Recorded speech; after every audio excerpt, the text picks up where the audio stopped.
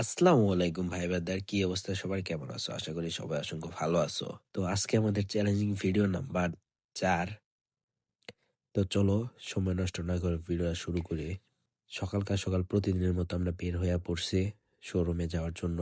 আর দেখো কি সুন্দর রাস্তা ভাই, সকালের পরিবেশটা আসলেই সুন্দর। তো প্রতিবারের মতো আমরা শোরুমে পৌঁছাইছি এবং কি যেখানে ভাই ব্রাদার আলাপ করতেছে, শোরুমের মিটারের টাকা শেষ, কারেন্ট নাই, চারপাশে অন্ধকার। দেখেন কি অবস্থা শোরুমের, কোনো জায়গায় কোনো লাইট নাই। আর হ্যাঁ, ঠান্ডা লাগছে যার কারণে ভয়েসটা একটু অন্যরকম হয়েছে, তো একটু প্লিজ অ্যাডজাস্ট করে নেবেন। মিটারের টাকা ভরে আনা হয়েছে এবং কি এখন আমরা মিটারের টাকাটা উঠাবো। ভাই দেখা যাচ্ছে না অনেক উপরে। তো যাই হোক, মিটারের টাকা এসে পড়ছে। তো মোটামুটি কারেন্ট চলে আসছে। বাহ, এখন কি সুন্দর চকচকা দেখা যাইতেছে। আর ভাই দুপুরে একটা কাহিনী ঘটে যায় এখানে।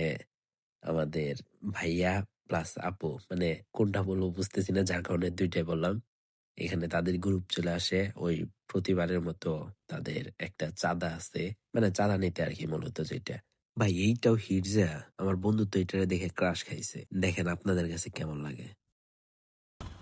তারপর আমরা চলে যাই কুরিয়ার সার্ভিসে। আর প্রতিবারের মতো ভাই এখানে জ্যাম লাইগাই থাকে। এমন একটা দিন পেলাম না যেদিন আইসা এই রোডটা একদম ফাঁকা পাইলাম।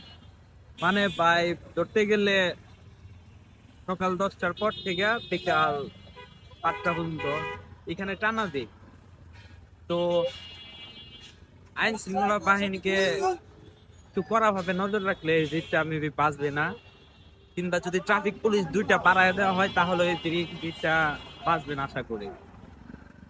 তো ভিডিওটা সবাই একটু বেশি বেশি শেয়ার করবেন জানে এখানে আইন শৃঙ্খলা বাহিনীর ঢুক করে।